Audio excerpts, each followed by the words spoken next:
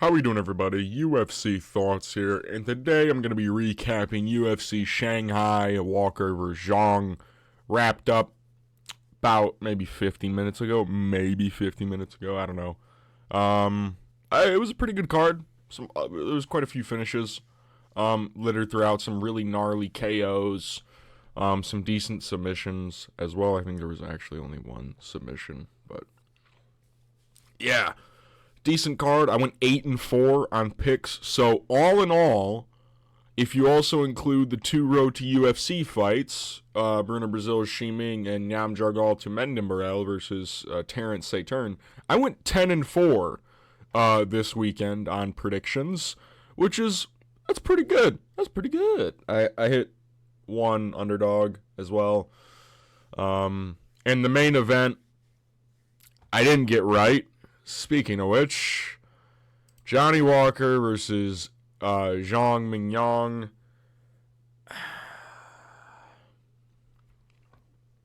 It makes no sense. It doesn't make sense. First of all, I think as a collective in the MMA community, I think we highly overrated Zhang Mingyang's power, honestly. Just kind of looking at this, he hurt Johnny maybe once, actually hurt him, and it was with an elbow near the end of round one. Everything else that he landed didn't even really have that big of an effect on Johnny Walker. On commentary, they were like, Johnny Walker's reacting horribly to these shots. I thought Johnny was actually tanking him. To be fair, he clearly lost the first round, though, based on output and overall positions. He was running away most of this fight. And then round two rolled around, and Zhang was doing decent work. He was pressing Johnny back.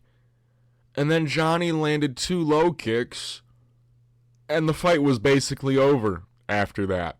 It took two low kicks, and Zhang Mingyang was out of there, essentially. Brutal ground and pound ensues from Johnny Walker. There was a really bad hammer fist to the back of the head, though. That probably attributed to Zhang just kind of curling up in a ball and giving up. He could have stood up. Well, to be fair, he probably couldn't have. His leg was probably fucking destroyed. I think it looks like he got hit in the peroneal nerve. But he got fucked up with the low kicks. And then aftershots as well. Bloodied up his face. Johnny Walker wins in the Big 25 against Zhang Mingyang. And I honestly don't know what to say about it. Zhang, I think a lot of us can also agree, though, that we didn't really think Zhang was that good. I think a lot of people in their prediction videos even stated this. I don't think anyone really thought Zhang was ever going to become a high-level talent. I think some people on record even went on to say, like, I think Bedtime was like 5 years ago. Like, Anthony Smith would have fucked this guy up if he would have fought then. If this version of Zhang Mingyang would have fought that version of Anthony Smith. It was just kind of cope, but I can't believe it, honestly. How quickly he wilted when something sort of didn't go his way. It's a good win for Johnny Walker, a surging contender, 3-0 in the UFC up to this point. I mean, he's actually like technically 4-0 in the UFC banner because he also won on the Contender Series, all by first round KOs. I think the who did you Tuco Tokos? I think that was the first round. He's just been folding guys, and against the guy with arguably the weakest chin he's gone against. He doesn't get a K. It doesn't make any sense to me. It doesn't. Johnny Walker wins. He'll probably fight who? Who was there for him to even fight at light heavyweight? Him and a Krylov in a rematch? That kind of makes sense, I guess. I don't know. It was just such a weird finish because Johnny was doing literally nothing, and then he just won the fight with two low kicks. And then Mingyang just couldn't stand up. So, Mingyang Zhang tumbling down the rankings. He'll probably get I wouldn't actually mind seeing him getting booted out of the rankings, honestly, because that was you're losing to Johnny Walker, buddy. You're not going to really become anything. So, good win for Johnny Walker, Zhang Mingyang, and go fuck yourself. We move to the co-main event, Brian Ortega versus Aljamain Sterling. Now, I know what you're saying. Did you actually pick Brian Ortega? I did. Hear me out. I picked him before the weight stuff. I picked him before weigh-ins happened. So that's not my fault. Okay? It's not my fault. I picked him before I learned that he fainted and basically almost died trying to make weight. So, and to be fair, oh my God. To be fair, my vision almost sort of happened, except it took about until round 5 for it to even take place. Ortega the wildest shit about Ortega literally lost a striking match with Aljamain. Aljamain didn't even shoot a takedown until round 4. Like an actual thorough takedown attempt. And when he did, he immediately got it. And then held Brian Ortega down. Ortega, he should have been moved up to 155 at this point. I don't know why they allowed him to fight even on this card. He literally passed out. There's no way he should have been medically cleared to fight. Aljo wins, though. That's a good win. He called out for a title shot. He's not going to get it, sadly enough.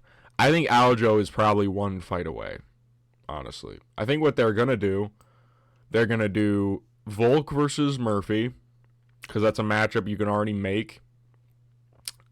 I think Aljo will more than likely fight the loser of John Lopez. And then the winner of that will either fight the winner of Lerone Murphy Volk or Movsar Evloev. There's like a lot of it's a lot of like guys surging for title shots at featherweight. So a lot of this fight was essentially Aljamain outdoing Brian Ortega on the back foot, landing a lot of jabs, strikes down the middle, kicking at the leg. He actually knocked Ortega off balance a couple times with some low kicks. And Brian just, whenever he would pressure, but he wouldn't do a whole lot with the pressure, if you get what I'm saying. Essentially, he would finally back Aljamain up to the fence. And then Aljo would land a straight punch, and Ortega would literally give up all of the space that he fought to gain over the last 20 seconds. And it'd be a vicious cycle of that. And he didn't really start to have success with that until maybe round 4. Maybe round 4 is when he started actually pressuring and getting some actual good shots landed off of it. But then he got taken down and then held down for the rest of the round. Round 5, he's actually doing some decent damage to Aljo on the feet, popping his head back. Aljo's literally running away, which I get. He's up 4 rounds up to that point. And then Ortega finally got him. He's got him where he wants him. Throws the fucking most telegraphed right hand I think I've ever seen in my life. And gets his back taken and taken down. And then Aljo actually ends up winning that round too because of the damage on the ground. Because he actually swelled up Ortega's face in the 45 seconds that they were on the ground and Aljo was throwing ground and pound. So Ortega, move up to 155, please. You'll be somewhat better there. Maybe. I don't know. Ortega's such a weird fighter, man. Maybe the weight definitely played a part into his performance in this fight, but honestly, he didn't really look that good on the feet either. Aljo just was able to do more. So, good win for Aljamain Sterling. Ortega, I don't know. We move to Sergei Pavlovich versus Waldo Cortez Acosta. It has been a fucking pain watching one of the only entertaining, consistently entertaining heavyweights turn into this much of a decision merchant. Sergei won. I gave it to him based on rounds 2 and 3. I thought round 1 actually was pretty close. And I don't mind giving to Waldo, but you could also give it to Sergei. It was just kind of evens. Nasty ass head clash in round 1. Round 2 and round 3, though, Sergei just clearly landed the better shots. Hurting Waldo a couple times in round 3. hurt him at one point in round 2. I think it was like a 3-punch combination, and Waldo kind of backed up, and then he stuck his tongue out because he was like, I'm Waldo Cornelius Acosta. He's a fucking pussy, isn't he?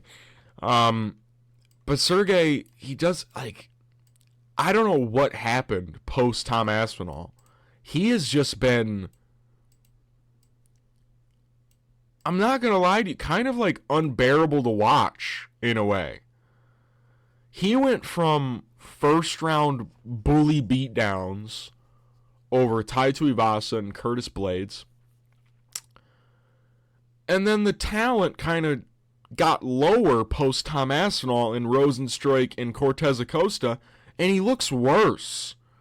I don't know if it's because Sergei is so scared of getting knocked out again, or I don't know what's happened there. Like, even in the Volkov fight, he was so scared of, like, just exchanging with people. I think he's legitimately terrified to get knocked out again. Because he was like, well, it only got me so far. Maybe this time it'll get me this far. You know what I mean? He clearly won, though. Had some decent striking exchange. There were some moments where Waldo would clip Sergei. But a lot of this fight was Waldo on the back foot, lunging forward, and then reverting back to being on the cage, taunting at range, even though he's clearly losing the striking exchanges post round 1. Yeah, it was an alright fight, and Sergei clearly won. We move to Suma Dwergy versus Kevin Borjas. Very clear win for Suma Dwergy. Kevin kind of just, he really struggled with range in this fight. You know, because usually Kevin is the guy who has the longer arms. In a fight like this, he's got pretty long, lanky arms, and he's kind of like a 1-2 merchant. He ran into an even longer, rangier 1-2 merchant in Suma Dwergy. So, yeah, Suma Dwergy easily popping his head back, landing some good check hooks in the come-up. He also went for some takedowns to kind of mix in that grappling threat, and then actually allowed him to strike even more. Kevin was kind of frozen. You can see he literally didn't throw a lot post in round 1 or round 3. Yeah. He had one good performance over lazy Ronaldo Rodriguez, and everyone thinks that he's fucking him, I guess. People don't really, I think a lot of people that picked Kevin Borjas didn't really think about the stylistic difference in Lazy Boy, who is probably one of the shorter and stock, like the shortest and stockiest fighters in flyweight, who has really short arms, comparatively to this fucking guy right here, this fucking surfboard of a human being. Yeah, Suma Dwergy clearly outstriking Kevin Borjas to a decision. Good win. We move to Niraj Taila versus Kiefer Crosby. Niraj takes down does he take him down? He took him down, right? Yeah. Took him down very early, beat the shit out of him, illegally kneed him in the face. And I will say this. I don't know if I should give props to Kiefer Crosby, but I should actually. Props, dude, Kiefer legitimately could have, I don't think anyone would have been mad if he would have taken the DQ win. Niraj literally lined him up. Kiefer was very clearly on one knee, and Niraj literally lined up and grabbed his head and kneed the fuck out of his skull. The fight was over. It was already basically over up to that point, and then he just knocked him out with a knee. He didn't knock him out. He hurt him really bad with a knee to the face. That was very blatantly illegal. I don't think anyone would have been up in arms if Kiefer Crosby was like, I can't continue, boss. I'm like, because he was already getting his ass whooped up to that point. I think a lot of people have been like, well, that's dumb of Niraj to do that. Like, obviously take the win away from him, you know what I mean?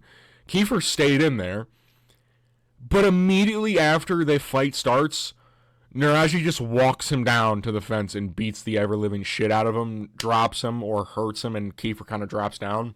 And then Niraj, I shit you not, the elbows he was throwing, he was literally elbowing, planking up, and then, burping off the ground, but not, to his feet, but to, where he's, at a fucking, Michael Jackson, angle, if you know what I mean, and just dropping more elbows, and he just kept repeatedly doing that. I don't know how else to explain it.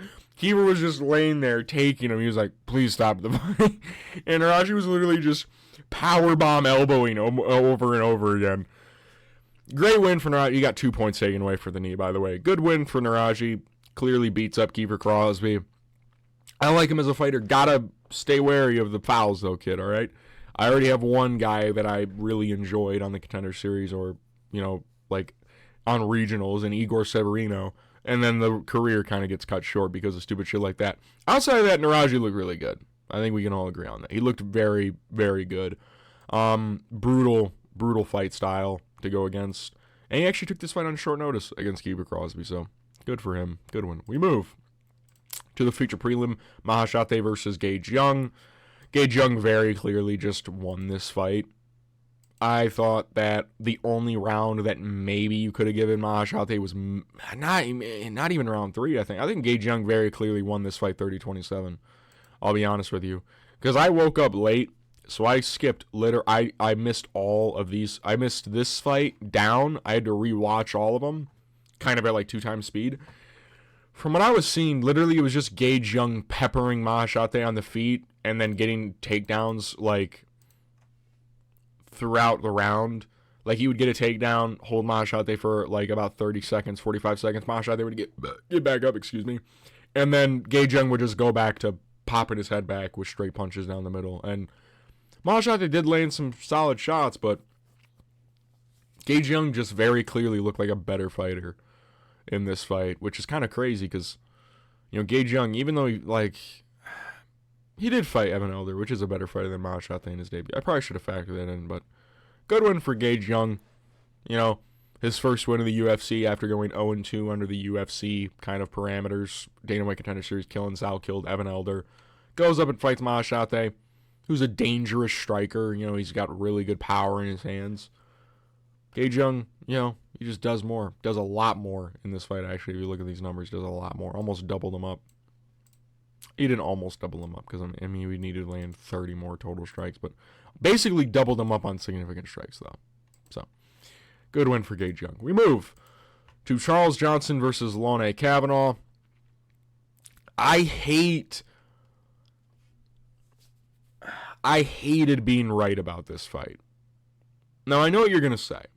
What do you mean by that? What do you mean you hated being wrong? I genuinely hated being wrong about this fight. I genuinely hated being right about this fight, is what I meant to say that entire time.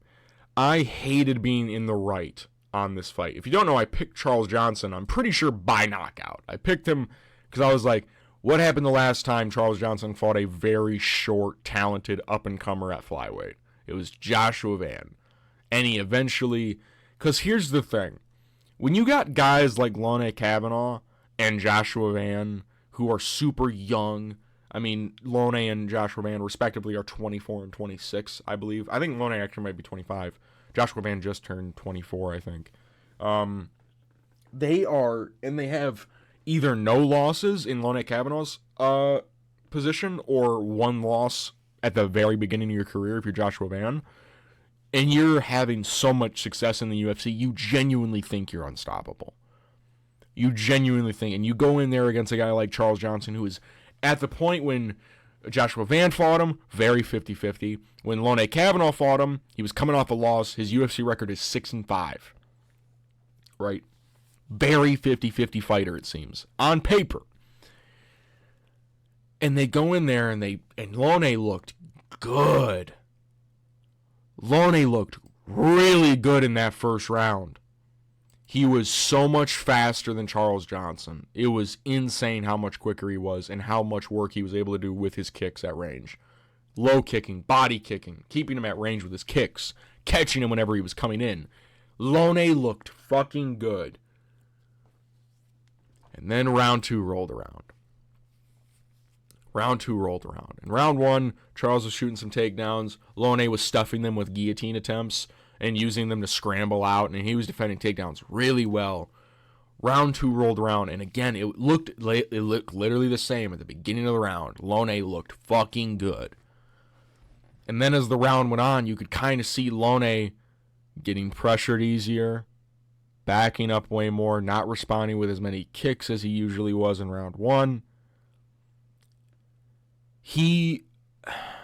Charles Johnson is a weird fighter because you need to have a certain type of power to get his respect. Ramazan Temirov is an example of that. Ramazan had really good power, which is why Charles respected him as much as he did. Lone was kicking him to the legs and body. He wasn't doing a whole lot to Charles's head to hurt him. So Charles, in his mind, was like, I'm just going to walk him down. He didn't have a lot of respect for Lone like midway through round 2. Like at the 7-minute mark of this fight, Charles was like, okay, I think I can do this now. And he just started walking Lone down.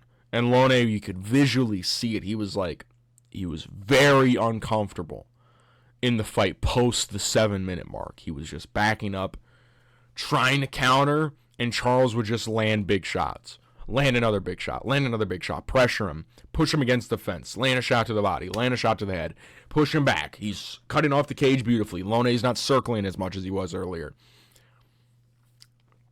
And the knockout, Lone, who at this point is just like, get the fuck away from me, kind of loses focus for a second. Charles kind of gets in like a semi-clinch position, like he's kind of going forward, has his left hand near Lone's head. He kind of threw a hook, and Lone shakes it off. He doesn't return his hands to his face, and Charles Johnson unloads a fucking bomb of a right hand on Lone Kavanaugh, eventually knocking him out. I mean, he knocked him out bad. It's the Charles Johnson effect. When you have a very young, talented prospect at flyweight and you give him to Charles Johnson, if they aren't like super powerful, or an insane grappler like Makayev and Rafael Esteban, more than anything, they're most likely going to lose. Lone's powerful. That's the thing. He just doesn't have... I don't know what it is about him. I think a lot of people fed into the hype after the Contender Series knockout and that one Cage Warriors knockout, and then him beating Felipe Dos Santos, who had a close fight with Manel Kape, and then Jose Ochoa, who's a big flyweight. And that's another thing. Lone's too small. It is a shitty thing to say. He's genuinely just not big enough for flyweight against a guy like Charles Johnson. And that's really the thing. Him and Joshua Van, they're too small for a guy like Charles Johnson because they can't get that respect back. And Charles Johnson, he can go forever. It's an unfortunate way to look. He genuinely can fight forever. Really good cardio. And he's got dynamite in his hands when people don't have their hands near their face, or they eventually get caught off guard and they get pulled into this fucking drag them out, bang them fight. That's what happened to Lone Kavanaugh. Another undefeated fighter down the drain for the UFC. Lone will be back. He will be. It sucks to say that it's needed for a career, because I don't think anyone wants to see a fighter like that, like Lone Kavanaugh, who everyone had a lot of hype around, get chinned like that. That is needed. A lot of improvement will come from this fight for Lone Kavanaugh. It will. That's just how that works. Great win for Charles Johnson. That's a win. That's back in the win column for him. I think Charles should look back to fight a guy like Tagir Olembekov, or maybe Steve Urseg. I think a fight like that makes a lot of sense. Or maybe even Tim Elliott. Something like that. Or maybe there's another flyweight person coming up the rankings that I can't think about. But Charles Johnson, back in the win column. Lone Kavanaugh will be back. We move to Rongju versus Austin Hubbard. A lot of this was just Rongju landing the harder shots in this fight. He very clearly won the third round, which is surprising because Austin Hubbard usually is a guy that can push a better pace. I think Rongju won this fight based on rounds 1 and 3, just very clearly winning and hitting harder in the exchanges. Even round 2 was kind of close. That's about it. Austin Hubbard doesn't hit hard enough to get immense respect. He grappled decently well in round 1 and 2. He got 2 takedowns that he held down Rongju for a decent amount of time with. He just doesn't do a lot of damage on the feet. which is like the sad thing about Austin Hubbard, is like he's like a decent athlete. He's a very like tough out because he's really durable and he's got decent cardio to kind of make it a tough fight down the stretch. But he just doesn't hit hard at all. He just doesn't hit hard. And people that he fights, usually they hit hard. That's usually what happens. He fights people that hit hard, but he doesn't. Which eventually leads to like shit like this happening. Him losing. So good win for Rong Zhu. Austin Hubbard, is that 3 losses in a row for him now? Is that 3? I think that's 3 since the Fig Lac. Yep. Good win for Rong Zhu. We move. Oh, man. To Michel Pereira versus Kyle Daukaus. I don't know what to say. I don't know what happened to Michel Pereira over the past, like, year, I guess you could say. Because, I mean, technically we're coming up on a year of the Hernandez fight. He should beat a guy like Kyle Daukaus. And to be fair, the right hand Kyle Daukaus landed was beautiful. It was a beautiful right hook. And Michel got dropped really fucking bad. This was not a bad stoppage either, by the way. A lot of people will jump. I saw some people jumping up on arms on Twitter. He bounced right back up. He definitely went out from one of those elbows. One of those elbows definitely shut him off for a second. Like, that is a justifiable stoppage. I don't care what anyone says. I picked Michel. He was a confident pick. I would have put money on this fucker. Kyle Daukaus definitely shut him off with one of those elbows. So, you know, shit happens. Shit happens, I guess. Michel, that's 3 in a row now. At one point, Michel Pereira looked like a future, like, top 10 middleweight contender. Just because he was piss-stomping everybody. And now, I don't even know if he beats, I don't know, like, Eric Anders he could beat, maybe? Like, I don't know about these up-and-coming guys anymore. Like, if you asked me before the Hernandez fight if he would beat Joe Pyfer, I'd probably pick him to beat Joe Pyfer. I think Joe Pyfer probably would shut him off now, being honest. That's a bad loss. It is. Great win for Kyle Daukaus. Great technique. He should not be able to beat a fighter like Michel Pereira. That's just like how it should be at the end of the day. Kyle Daukaus did good win. He's back in the UFC. What a way to get back into the UFC, by the way, for Kyle Daukaus. Short notice against Michel Pereira, who you're a how big of an underdog? Plus 215 against, and you just get that quick of a KO.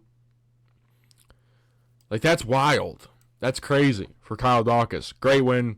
Great finishing instincts. Michel Pereira, I don't know what to say to you. We move to the other very quick finish on this card, Yijia versus Weston Wilson. What would you know, Weston Wilson got crumpled up like a fucking fish by the first shot that Yijia landed that had some sting on it, and then he got back up and then shut completely off by another right hook. So, very favorable matchmaking for Yijia. Coughing Baby versus Nuclear Bomb, or Atomic Bomb versus Coughing Baby, or whatever, you know, underrated tribal chief posts on Twitter. Great win for Yijia. Not really. Weston Wilson's kind of dog shit, but that's how you need to beat Weston Wilson. Like, that's how you do it. Like, to be fair, he knocked him out quicker than Joe Anderson and John Silva did. So, there's that. But he's not like, it's a good win, I guess. Great performance, but Weston Wilson, get him out of the fucking promotion. We move to Zhao Long versus Su Young Yu. I thought Su Young Yu won this based on rounds 1 and 2. I thought he did some decent work there. Round 3 I gave to Zhao Long because I thought he did the most damage in the round. Round 1 and 2, I just thought Su Young Yu landed the better shots. They were both kind of lower output. Zhao Long was a bit more output, but he was very clearly whiffing a lot of his shots. Su Young Yu also initiated some clinch exchanges. It was a very close fight. It was pretty close. I just thought he landed the better shots in rounds 1 and 2. That's really it. He landed a lot of good jabs and straight right hands. Zhao Long kind of allowed that to happen. And then round 3, he really picked it up. Won round 3 very clearly. and then he was shocked when he lost. So, good win for Su Young-yu. Zhao Long is not an easy guy to, like, beat. He isn't. Like, Chang Ho Lee also struggled. And we know how good Chang Ho Lee is now. Kwang Lee. He went to a... Zhao Long beat him better than Chris Gutierrez beat Kwang Lee. You know what I mean? Like, it's a good win for Su Young-yu. We move to the start of UFC Shanghai. Uran Satibaldiev versus DR Nurgajai. What would you know? Uran dropped DR Nurgajai. From what I remember, he dropped him. DR got a takedown off of it. Uran reverses him and then gets, I believe, an Ezekiel choke from full guard is what he got. I think it was an Ezekiel choke from my remembrance. From full guard, which is kind of, from what I know, I think from what I, like, my knowledge, I'm not a jiu-jitsu practitioner, so don't fucking bombard me. I thought you could only get, like, an Ezekiel from top mount. I don't know how he got that much pressure, but DR is shit. I think we can all agree on that now. This is probably one of the worst Contender Series signings in recent memory. This guy is ass. But to be fair, he got a knockout on the Contender Series, so that's probably why they signed him. That's not probably is why they signed him. He got a head kick KO. This guy is ass cheeks at fighting. He is terrible. Good win for Uran Satibaldiev. Good way to get your first win in the promotion by beating an actual fucking... Can't say that word on YouTube. An actual... Danny. Uncle Danny, if you know who Shane Gillis is. This guy's Uncle Danny, if you will. UFC Shanghai was pretty good. Do I need to break down the road to UFC shit? Bruna Brazil fought Shiming, beat her by decision, just outdid her every round. Nyamdragal to Menamro, Terrence Saturn. Nyamdragal beat the shit out of him and subbed him in the first round. That's about it. UFC Shanghai and road to UFC final, season 4 finale. They were pretty good. Some decent finishes. Johnny Walker got a crazy upset. Brian Ortega's fucking washed as fuck. Sergei's boring. Great finish. Great knockout. Great finish. Great finish. Decent finish. Pretty good card, I would say. Next week, there are no UFC fights. I repeat, no UFC fights this upcoming weekend. The next card is UFC Paris, which is going to be Imavov Bahalyo. That is going to take place September 6th. In the meantime, I will try and get some videos out for you guys. I know my uploads have been, at this point, pretty much just picks and breakdown and recaps. I will try and get more commentary videos out for you guys. I will try and get more of those out as soon as I can. I'm going to post this, try and come up with some ideas, and I'll circle back with you. If you like the video, give it a like. If you want to see more content like this, subscribe. Leave a comment down below. Did you guys win any money? Did you guys bet on anybody? What are your thoughts on Johnny Walker getting an upset win over Ming Yang Zhang? I will see you guys in the next video. Peace.